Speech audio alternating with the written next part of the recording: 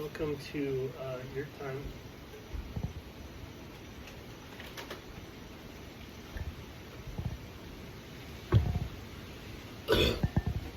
I'm your host, Yurt. What do you call Kurt in a yurt?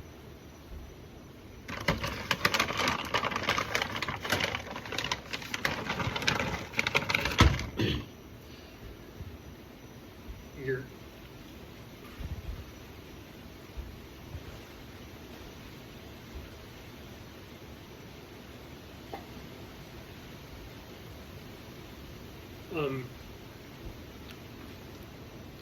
So in this video, we're going to go over standing meditation.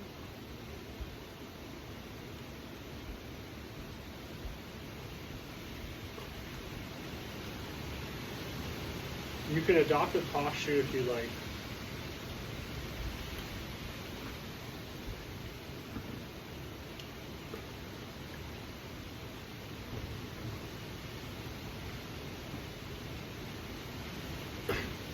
So this type of standing meditation, what you're doing is you're increasing the density of the space around you so that your body becomes lighter and more buoyant.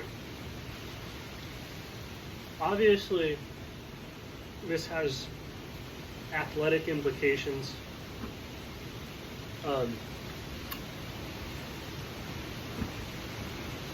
But like you're focusing on the space,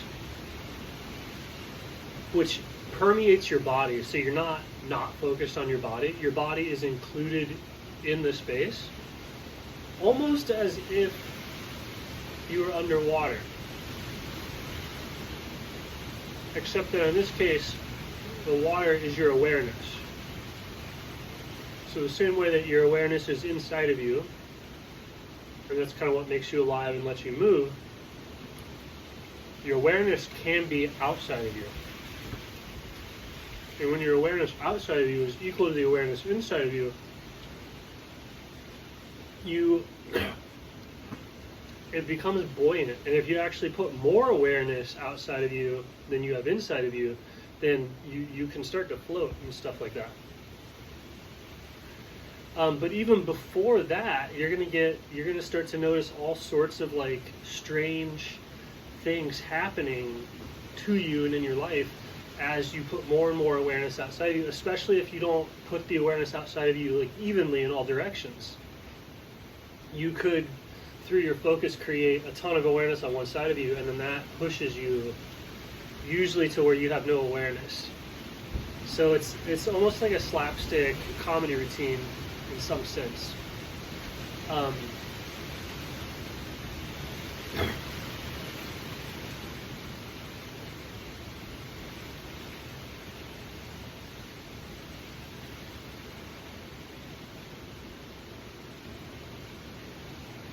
So yeah, you just stand there as if you're underwater. And then using your awareness as if it's water,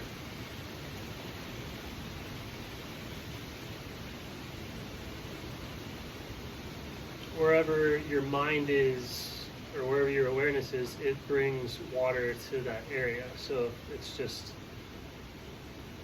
everywhere, then you get the feeling of being present.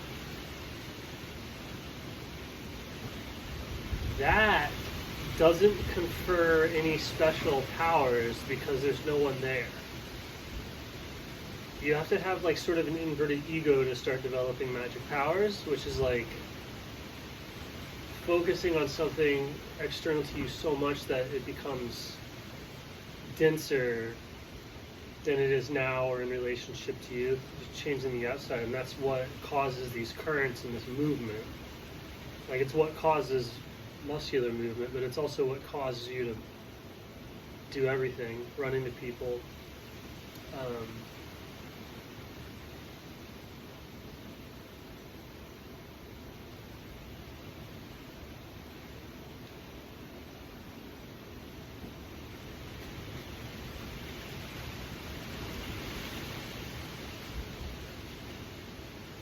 Yeah, and it's just as easy as instead of trying to be everywhere at once, you sort of just are in everywhere all at once, like as a field.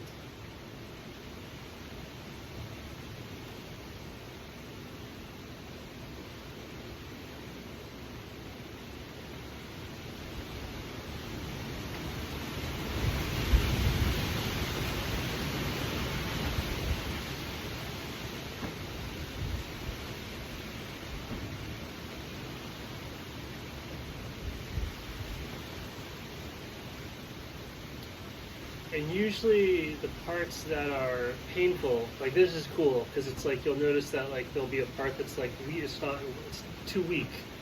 It's too weak to carry the load. So you're like, I'm gonna exercise that part, and you get this part that's stronger, the part that needs to become stronger to deal with how you are or whatever. It's like stronger. The only reason that part is taking any load at all is because another part's not participating whatsoever.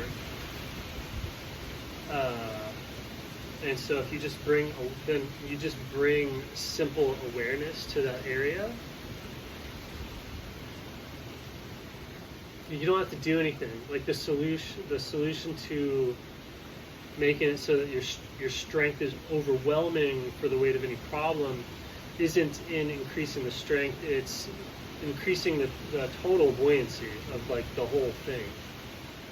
And then everything becomes easy to move, like including your own body physically, but like everything.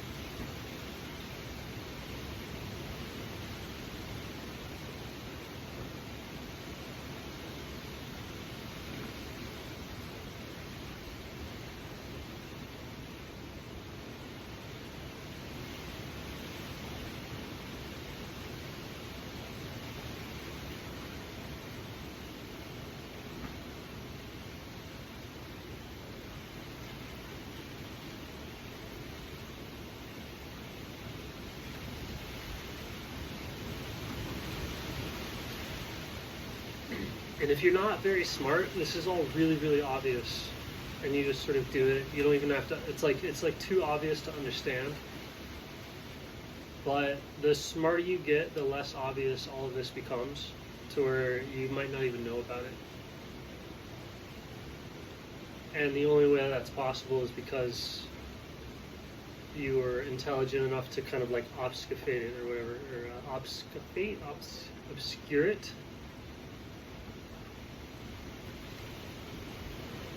With what you thought you knew, or what you do know. But what you do know makes this not very obvious. So you have to figure it out. Like the smarter you are, the more clever you have to be to figure it out. To the degree that it's like actually literally a hindrance to be clever, even though it is what lets you figure it out. Like it's the intelligence is the problem in comprehension. Comically enough.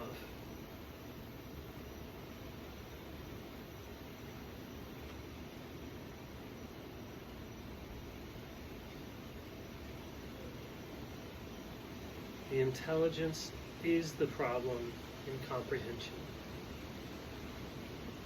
That'll be the Yurt time mantra for today. Alright, Yurt I stay. Yurt oha.